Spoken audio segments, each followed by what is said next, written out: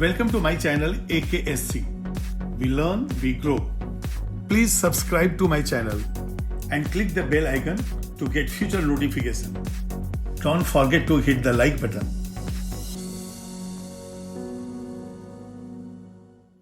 Hello everyone, इस video में मैं आपको बताने वाला हूं extraction of zinc bye vertical retort process. जैसे कि पहले वीडियो में मैंने बताया है कि जिंक का एक्सट्रैक्शन मेनली दो तरह से होता है। यदि आपके पास रोस्टेड ओर है तो रोस्टिंग के बाद या तो फिर स्मेल्टिंग से हम इसको प्रोड्यूस करते हैं या तो फिर इलेक्ट्रोलाइटिक मेथड से करते हैं। और जो स्मेल्टिंग प्रोसेस था उसमें हमने रिडक्शन कहां पे किया था?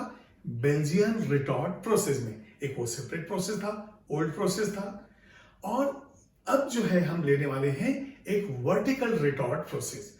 देखिए, रिटॉर्ट्स के डिजाइनिंग अलग अलग है, बेसिक प्रिंसिपल वही है कि जिंक ऑक्साइड का रिडक्शन हम कोक से करते हैं। तो यहां पे देखिए, जो फर्नेस है, यह वर्टिकल रिटॉर्ट जो है, ये जो फर्नेस है, ये करीब 7.5 मीटर का है। तो सबसे पहले मैं आपको कंस्ट्रक्शन एंड वर्किंग बता दूं। रिएक्शन बेसिक वही होगा, ZnO+C, लेकिन फिर भी एक एक करके हम जाएंगे। तो सबसे पहले देखेंगे यहां से हम चार्ज डालते हैं। ये देखिए पूरा कोक से भरा हुआ है और ये चार्ज जो यहां से डालेंगे तो यहां मैं लिखूंगा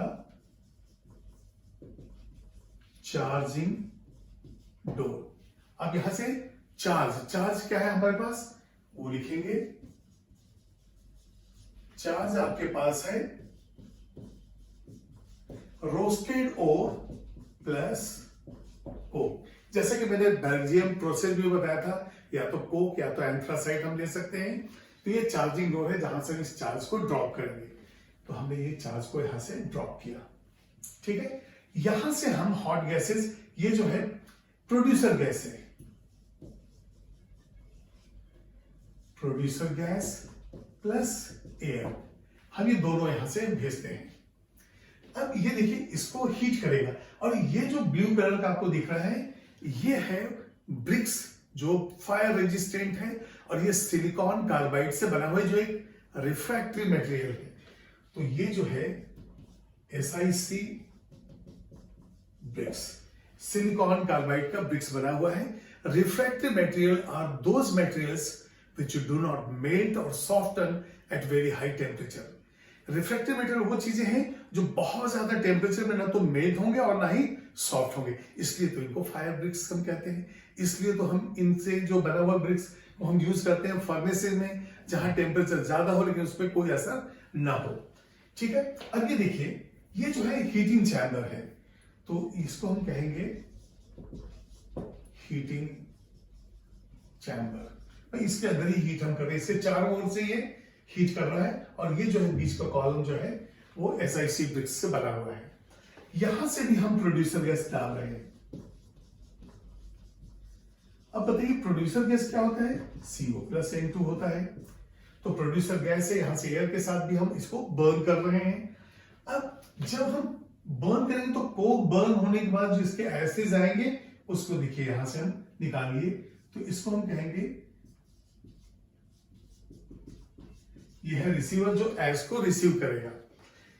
इसके बाद अब क्या, अच्छा यहां पे देखिए टेम्परेचर करीब 1300 डिग्री सेल्सियस होगा। 1300 डिग्री सेल्सियस इसलिए है कि melting point, boiling point of zinc. देखिए बॉइलिंग पॉइंट और मेल्टिंग पॉइंट दोनों हमको याद रखना है। ये 907 डिग्री सेल्सियस है और मेल्टिंग पॉइंट जो है 419.5 डिग्री सेल्सियस है, ठीक है।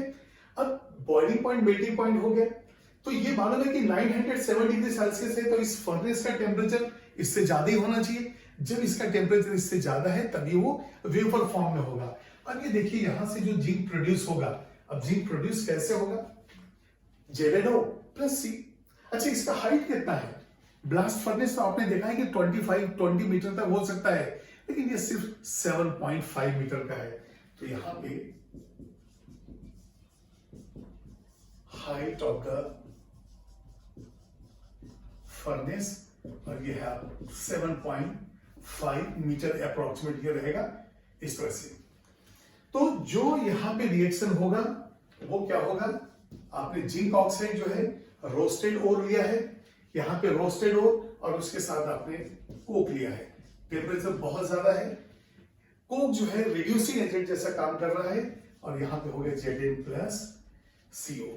देखिए ये जो CO है ये O2 के साथ रिएक्ट करके CO2 भी देगा, तो यहाँ पे CO प्लस O2 ये देगा CO2 और ये CO2 क्या करेगा, कुछ जिंक को जिंक ऑक्साइड में कन्वर्ट करेगा। ये देखिए Zn प्लस CO2, देखिए टेम्परेचर बहुत ज्यादा है, ये रिएक्शन होगा यहां से ZnO प्लस CO। अब ये देखिए जिंक बेल्जियम प्रोसेस में मैंने आपको बताया था कि जिंक के ऊपर ZnO का जब कोटिंग हो जाता है तो ब्लू कलर का दिखता है। अब यहां पे देखिए ये जो CO है, तो ये जो वेस्ट गैसेस हैं देखिए यहां से निकलेगा, तो यहां पे हो गया वेस्ट गैसेस, यहां से भी हम निकाल सकते हैं, यहां तो किसी काम का नहीं है, तो ये वेस्ट गैसेस निकल गया जो हम फिर से हीटिंग के काम में प्रोड्यूसर गैस को हम यूज कर लेंगे। अब यहाँ पे जो जिंक वेपर्स कंडेंस, ये देखिए कंडेंसर है, यहाँ पे टेम्परेचर इसको कम करना पड़ेगा, टेम्परेचर कम करेंगे तो जिंक वेपर्स जो है वो जो है वेपर से मेल्ट हो जाएगा, तो ये जो है ये कंडेंसर है और जो इंप्योर जिंक मिलता है ये होता है स्पाइटर। तो इस डायग्राम के अंदर सारा चीज मैंने आपको बताया है कि रिएक्शन जो है इस तरह से होगा, जिंक वेपर्स यहां पे कलेक्ट करेंगे और ये मोल्टन जिंक जो है ये ट्रॉली के अंदर से निकाल देंगे। ठीक है, तो ये आपको बिल्कुल क्लियर है। आपको मेल्टिंग पॉइंट्स याद रखने हैं। जिंक का क्या है, टेम्परेचर इस फर्नेस के अंदर कितना है, ब्रिक्स हम कौन सा यूज कर रहे हैं जो फायर रेजिस्टेंट है, स्पेल्टर किसे कहते हैं, प्रोड्यूसर गैस हीटिंग के लिए यूज होता है, बेल्जियन प्रोसेस में भी है और वर्टिकल रिटार्ड प्रोसेस में भी। तो कई बार होता है कि हीटिंग एजेंसी क्या है, क्या हीटिंग कॉइल है, तो यहाँ हीटिंग कॉइल नहीं है, प्रोड्यूसर गैस है। बिल्कुल ठीक है, तो इस तरह से आप डायग्राम इसको नोट कर लीजिए। इसके बाद हम कुछ इस पे क्वेश्चंस कैसे बनेंगे वो भी देखते हैं। ये कुछ क्वेश्चंस हैं जो आपके एंट्रेंस एग्जाम के लिए काम आएंगे, चाहे आप मेडिकल की तैयारी कर रहे हो या आप इंजीनियरिंग एंट्रेंस की तैयारी कर रहे हो। तो देखिए, the extraction of metal from the ore is, अब आपको मालूम है कि मेटल्स जो हैं वो कंबाइंड स्टेट में होते हैं। अब जैसे गोल्ड तो फ्री स्टेट में भी है, लेकिन मोस्ट ऑफ द केसेस में क्या है, मेटल्स जो है कंबाइंड स्टेट में होते हैं, तो उनका ऑक्सीडेशन स्टेट पॉजिटिव हो जाता है। अब जैसे जिंक कार्बोनेट हो तो +2 हो जाता है, Fe3O4 है तो +2+3 हो जाता है। तो इन सब केसेस में जब हम पॉजिटिव ऑक्सीडेशन स्टेट से मेटल के जीरो ऑक्सीडेशन स्टेट पे जाते हैं तो ये हो जाता है रिडक्शन। इसका मतलब मेटलर्जी में जब हम मेटल को इसके ओर या मिनरल से एक्सट्रैक्ट कर रहे हैं तो ये प्रोसेस है रिडक्शन। तो यहां पे देखिए ऑक्सीडेशन, रिडक्शन, हाइड्रेशन, न्यूट्रलाइजेशन, हमारा आंसर हो गया रिडक्शन। ठीक है, Belgian process is used for the extraction of, पिछले वीडियो में मैंने बताया है कि बेल्जियन प्रोसेस चाहे वर्टिकल रिटार्ड प्रोसेस, ये किससे एसोसिएटेड है, एक्सट्रैक्शन ऑफ जिंक से। तो यहां बेल्जियन प्रोसेस जिंक के एक्सट्रैक्शन से है। ठीक है, तो कई बार मैचिंग भी आता है कि एक साइड प्रोसेस का नाम रहेगा और दूसरे साइड मेटल एक्सट्रैक्टर रहेगा। जैसे मान लिए बेल्जियन प्रोसेस आ गया, पार्क्स प्रोसेस आ गया, क्यूबलेशन आ गया, तो इस तरह के ऐसे मैचिंग क्वेश्चन भी मैं आपको दूंगा। तो चलिए थर्ड क्वेश्चन को जाते हैं। The fuel used in the vertical retard process, देखिए चाहे वर्टिकल रिटार्ड प्रोसेस हो चाहे बेल्जियन प्रोसेस हो, कई क्वेश्चन बैंक में बेल्जियन के ऊपर पूछा गया है, कई बार वर्टिकल के बारे में पूछा गया है। तो यहाँ पे वर्टिकल रिटार्ड चाहे बेल्जियन रिटार्ड, वहां जो फ्यूल यूज होता है वो होता है प्रोड्यूसर गैस। और प्रोड्यूसर गैस क्या है, CO+N2, कार्बन मोनोऑक्साइड और नाइट्रोजन का मिक्सचर।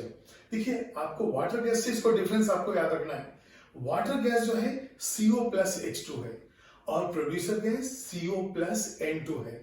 जब रेड हॉट कोक पे एयर पास किया जाता है तो आपको मिलता है प्रोड्यूसर गैस CO+N2, लेकिन जब रेड हॉट कोक के ऊपर स्टीम पास किया जाता है तब आपको मिलता है CO+H2, और वो वाटर गैस का नाम था ब्लू गैस, क्योंकि CO and H2 both Burns with the blue flame. लेकिन हमारे वर्टिकल प्रोसेस, वर्टिकल रिटार्ट या बेल्जियन रिटार्ट में यूज होता है प्रोड्यूसर गैस। तो हमारा आंसर हो गया डी। ठीक है, in vertical retort process retort is made up of, देखिए जो अंदर का जो जैकेट है, पहले तो बाहर का वो हीटिंग जैकेट है, हीटिंग चैम्बर है, और अंदर में जो है उस पे ब्रिक्स जो लगे हैं वो है सिलिकॉन कार्बाइड के। देखिए फर्नेसेस के अंदर हम जो भी ब्रिक्स यूज करते हैं वो रिफ्रैक्टरी मटेरियल होता है, और रिफ्रैक्टरी मटेरियल वो होता है जो हाई टेम्परेचर पे ना तो मेल्ट हो और ना ही सॉफ्ट हो जाए। तो यहाँ सिलिकॉन कार्बाइड का जो है हम ब्रिक्स यूज करते हैं। तो ये रिटॉर्ट प्रोसेस में रिटॉर्ट जो है उसमें सिलिकॉन कार्बाइड हमने यूज किया है। इस वक्त ये देखिए क्वेश्चन है मेल्टिंग पॉइंट ऑफ जिंक। ये लॉजिकल क्वेश्चन है। आपने देखा है बेल्जियन प्रोसेस के अंदर 1100 से 1200 डिग्री सेल्सियस तक का टेम्परेचर करीब मेंटेन करते हैं। वर्टिकल रिटॉर्ट प्रोसेस में हम 1300 का मेंटेन किए हैं। अब ये दोनों ही जिंक वेपर फॉर्म में है, तो यदि आपको 907 डिग्री सेल्सियस याद नहीं है तो भी आपको याद रखना पड़ेगा कि यदि ये टेम्परेचर याद है तो अपने आप 907 आपका करेक्ट ऑप्शन हो जाएगा। क्यों? क्योंकि टेम्परेचर जो है इसका बॉइलिंग पॉइंट इस फर्नेस के टेम्परेचर से कम है, तभी तो वेपर्स जाएंगे, और वेपर्स को हम कंडेंस कर लेते हैं कंडेंसर के अंदर। तो हमारा आंसर है 907 डिग्री सेल्सियस। तो आई होप ये पूरे पांचों क्वेश्चन जो है आपसे बन गए हैं। Please note down.